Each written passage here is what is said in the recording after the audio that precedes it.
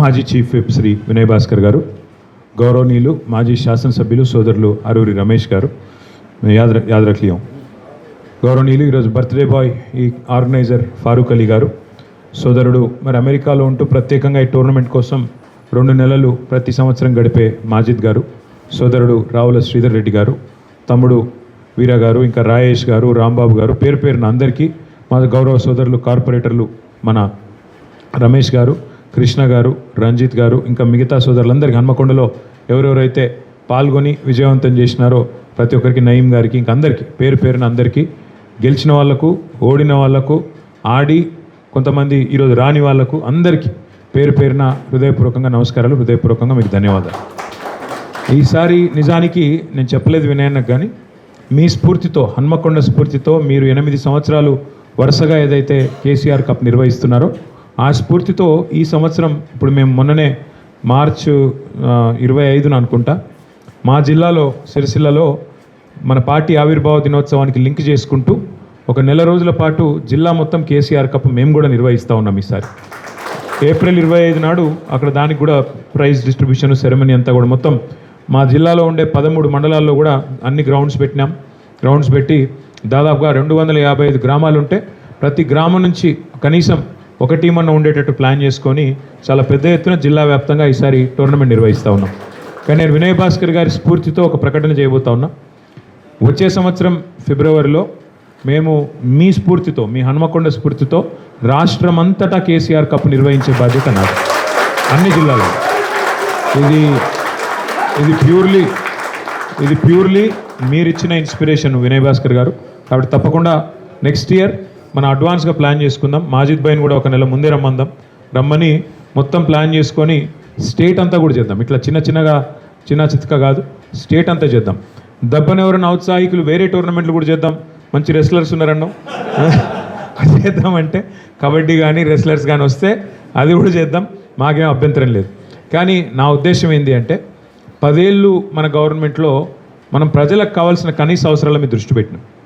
నీళ్ళేంది, current ఏంది, పల్లె ప్రగతి ఏంది, పట్టణ ప్రగతి ఏంది, ప్రజలకు ఏం కావాలి, తెలంగాణ తెచ్చుకున్న తర్వాత ఏం కావాలని చెప్పి అటుదికి ఎక్కువ ఫోకస్ చేసినాం. కానీ కొంత స్పోర్ట్స్ విషయంలో మనం అనుకున్నంత చేయలేదు వాస్తవానికి.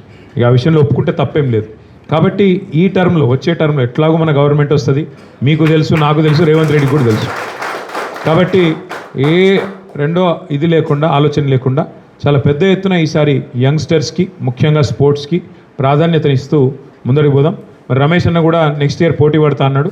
రమేష్ అన్న అట్లాగే వినయ్ అన్న మీ స్ఫూర్తితో మొత్తం రాష్ట్రం అంతా చేద్దాం. ఇక ప్రతి జిల్లా ఒక కప్పు పెడదామా, రాష్ట్రం అంతా కలిపి ఒక కప్పు పెడదామా, అట్లా అందరం ఆలోచించి. శ్రీధర్ కూడా మంచి స్పోర్ట్స్ మ్యాను, గతంలో బాస్కెట్బాల్ అసోసియేషన్ తెలంగాణ ప్రెసిడెంట్, ఇప్పుడు కూడా ప్రెసిడెంటు, మంచి క్రీడాకారుడు తను కూడా. అట్లా మన పార్టీలో చాలామంది ఉన్నారు. కౌశిక్ రెడ్డి గారు జాతీయ స్థాయిలో క్రికెటరు, ఇట్లా చాలామంది ఉన్నారు, ఒకరిద్దరు కాదు మన పార్టీలో. సుమన్ కూడా మంచి క్రికెటరు, హరీష్ అన్న మంచి క్రికెటరు, చాలామంది ఉన్నారు.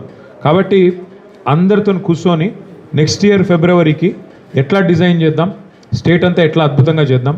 హన్మకొండ మళ్ళీ కూడా చెప్తాను, నేను ఈరోజే కాదు, హన్మకొండ స్ఫూర్తితోనే చేస్తున్నామని చెప్పి మీకు సర్టిఫికేట్ కూడా ఇస్తాం ప్రత్యేకంగా. కాబట్టి మీ హన్మకొండలో ఏం చేద్దాం, జిల్లాలలో ఏం చేద్దాం, అవన్నీ ప్లాన్ చేసుకుందాం. గెలిచిన వాళ్ళందరికీ శుభాకాంక్షలు. కప్ కా సైజ్ बढ़ते जा रहा है फारूक, जैसा आपकी उम्र बढ़ रही, कप भी बढ़ रही, तो ज़रा देख लो, क्योंकि आगे नहीं वो तो क्या, वो कहाँ से बढ़ी तो इसलिए बोल रहा हूँ, ज़रा सोच समझ के, क्योंकि आजकल आईसीसी के बड़े बड़े ट्रॉफी भी छोटे छोटे होते जा रहे हैं. अच्छा अब तक और दिखना है, हाँ सही है, जो दिखता वो बिकता कहते, इसीलिए वही करेंगे जो आप बोलेंगे फारूक भाई. और टिकता भी है, बिकता भी है, बिकना भी ज़रूरी है भाई, बिकना भी है, मार्केटिंग करना भी ज़रूरी है, सारे चीज़ ज़रूरी है. तो इसलिए आप तो सबका मैं तहे दिल से शुक्रिया अदा करता हूँ. और जो भी हमारे स्पोर्ट्समैन इसमें शामिल थे, इसमें भागीदारी लिए, आपको भी मैं मुबारकबाद देता हूँ. और ये जो आज तहज़ीब आपको देखने को मिल रही, जो मिलजुल के रहने वाली, जो हर किसी को साथ लेके चलने वाली जो तहज़ीब है, एक दूसरे की रीत और रिवाज को इज़्ज़त करने वाली जो तहज़ीब है, एक दूसरे की ज़ुबान बोलने वाली जो तहज़ीब है, ये बरकरार रहे और मजबूत बने. और हमारी जो रियासत है पूरे हिंदुस्तान में एक मिसाल बने गंगा जमुना तहज़ीब का. ये बस आपसे फिर एक बार मैं कहते हुए आप सबसे रुखसत लेता हूँ. और फिर एक बार मैं आप ऑर्गेनाइज़र का ख़ास विनय भास्कर अन्ना का, बाकी ऑर्गेनाइज़र का మే తయ దిల్ సే హృదయపూర్వకంగా వారికి నా శుభాకాంక్షలు తెలియజేస్తూ ఇప్పుడు విన్నర్స్ని మీరు పిలిచినట్టయితే రన్నర్స్ని పిలిచినట్టయితే బాగుంటుంది. Thank you.